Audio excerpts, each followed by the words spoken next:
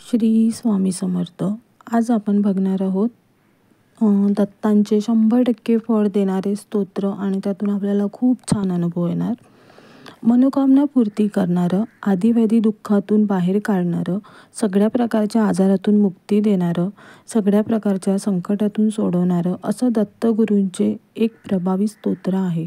हे स्तोत्र 100% परिणाम दाखवतात असा अनेकांचा अनुभव आहे. हे स्तोत्र कधी म्हणायचं, कसं म्हणायचं माहीत करून घेऊया.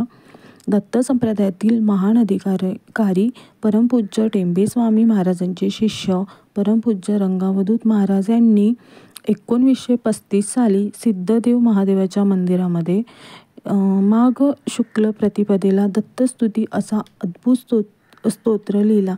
या स्तोत्राचे नाव आहे दत्तबावन्नी. दत्त संप्रदायात दत्तबावन्नीला चमत्कारच म्हटला जातो, कारण सर्व मनोकामना पूर्ण करणारे दिव्य स्तोत्र आहे. परमपूज्य रंगावधूत महाराजांनी दत्तबावन्नी स्तोत्र लिहून तुम्हा आम्हा सर्व दत्तभक्तांना अमोलिक अशी कृपा केली आहे. दत्तबावन्नी ही लाख दुःख की एक दवा असं दिव्य स्तोत्र आहे. दत्तबावन्नीच्या नित्यपठणाने पठणकर्त्याची सर्व दुःख दूर होतात, सर्व आदिव्याधी मुक्ती होते, आजारही बरे होतात. दत्तबावन्नीच्या शेवटच्या 8 ओव्या वाचल्या तरी या स्तोत्राची फलश्रुती आपल्या लक्षात येते. या स्तोत्राच्या फलश्रुतीमध्ये काय लाभ होतो हे सांगितले आहे.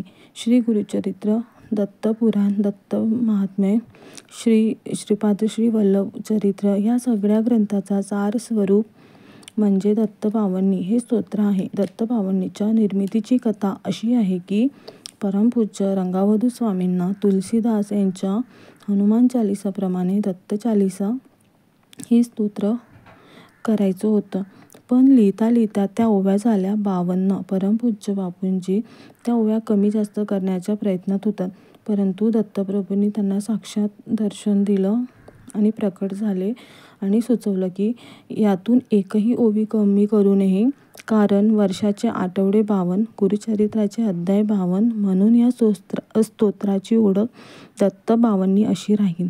दत्तबावन्नी म्हटलं तर रंगावधूत महाराज अशी ही ओळख होईल.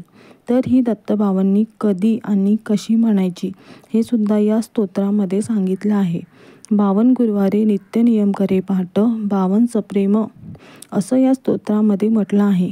याचा अर्थ असा, सलग 52 गुरुवार म्हणजे सलग 52 आठवडे प्रत्येक गुरुवारी ही 52 ओव्याची दत्तबावन्नी 52 वेळा म्हणायची आहे. म्हणजे 52 गुरुवारी दत्तबावन्नीचे 52 पाठ करायचे. एकदा अनुष्ठान स्वरूप सुरू केलं की त्यात खंड पडू देऊ नये. दत्तबावन्नीचे 52 पाठ हे एकाच दिवशी करायचे आहे का, की त्याचेही काही नियम आहेत.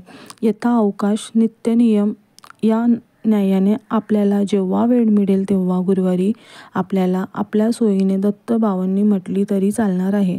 दत्तबावन्नी कोणतेही ओवडे नियम नाही, केवळ स्वच्छता राखून नित्यकर्माने भक्तिभावाने प्रेमभावाने दत्तबावन्नी म्हणजे अपेक्षित आहे, म्हणणे अपेक्षित आहे. आज म्हटलं पुढचे 5-6 गुरुवार नाही म्हटलं, परत 4-5 गुरुवार म्हटलं असं चालत नाही. सलग म्हणणं आवश्यक आहे.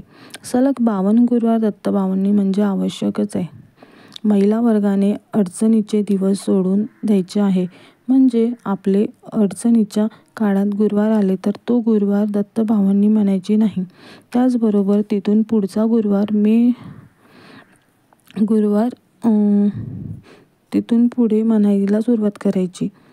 पण जर मध्येच सोयरं सुतक विधी अशा काही गोष्टी आल्या तर मात्र दत्तबावन्नी हे स्तोत्र म्हणायचं नाही, तेवढा गुरुवार सोडायचा आहे.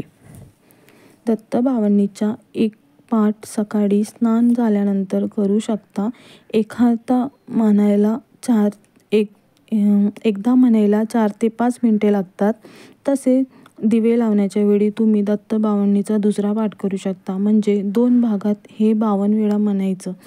अनुष्ठान तुम्ही पूर्ण करू शकता, ज्यामुळे अज्ञान दृष्टीचा नाश होऊन घरातील वातावरण मंगलमय होतं, घरात सुख समाधान नांदत असतं. दत्तभक्तांचं म्हणणं आहे असं. दत्तभावांनी कुठे म्हणावी व आपण कुठे म्हणू शकतो? एखाद्या देवळात पण म्हणू शकतो किंवा आपल्या घरात पण म्हणू शकतो, मठात सुद्धा म्हणू शकतो, तुमच्या घरामध्ये देवघरासमोर बसूनही म्हणू शकता. सोयर सूतक रिद्धी असल्यास तर मात्र तेवढे गुरवळ सोडून द्यायचं. दत्तभावांनी स्तोत्र हे आबालवृद्ध, स्त्री पुरुष, लहान मोठा कोणीही म्हणू शकतो. त्याला कुठल्याही प्रकारची बंधने नाही. दत्तभावांनीच्या अनुष्ठान करत असताना सुवासिक धूप किंवा अगरबत्ती लावणं अपेक्षित आहे. आपल्याकडे जे उपलब्ध आहे ते लावावे असं परमपूज्य बापूजींनी दत्तभावांनीमध्ये लिहून ठेवलं आहे. दत्तभावांनी म्हणताना लावलेल्या अगरबत्तीचा किंवा धुपाचा अभिमंत्रित झालेला अंगारा एका डबीमध्ये भरून ठेवावा. जेव्हा जेव्हा आपल्याला अस्वस्थ वाटेल, आपल्यावर संकट येणार, तेव्हा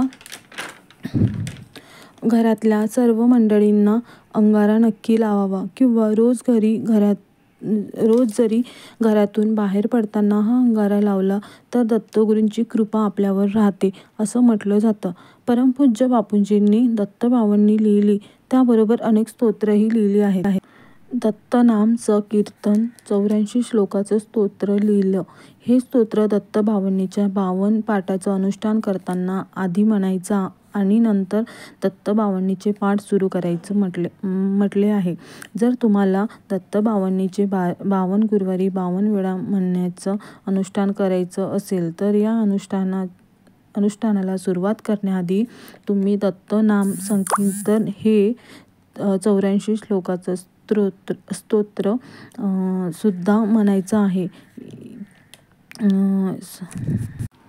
याला संपुटित दत्तभावांनी अनुष्ठान असे म्हणतात. संपुटित दत्तभावांनी अनुष्ठान हे अत्यंत प्रभावी साधन आहे असं सांगितलं जातं. दत्तभावांनी या स्तोत्राचे जरी 52 गुरुवार अनुष्ठान करायचे असेल तरी त्याची सांगता झाल्यावर मात्र उद्यापन करायचं नाही. त्याबाबत बापूजींनी कुठेही उल्लेख व लिहिलेले नाही. शक्य असल्यास बापूजींनी 52 गुरुवारी 52 पाठ केलेली सेवा एखाद्या दत्त संप्रदायात किंवा दत्त मंदिरात किंवा गुरुस्थानी जाऊन समर्पित करावी. अशी अखंड सेवा करण्याचा संकल्प मनी धरून दत्तभावांनीची अखंडपणे सेवा करत राहायची आहे. परमपूज्य रंगावधूत स्वामीने हे स्तोत्र मूळ गुजराती भाषेमध्ये लिहिलं आहे. त्याच गुरुवारी उच्चार काही जणांना येत नाही म्हणून मूळ दत्तभावांनीचा आशय महाराष्ट्रामध्ये खूप लोक मराठी अनुवाद म्हणतात. पण ज्या रंगावधूत महाराजांनी हे दिव्य स्तोत्र लिहिलं ते गुजराती भाषेमध्ये लिहिलं आहे. परमपूज्य बापूंनी सर्व शक्ती या स्तोत्रामध्ये ओतप्रोत भरली आहे. प्रत्यक्ष या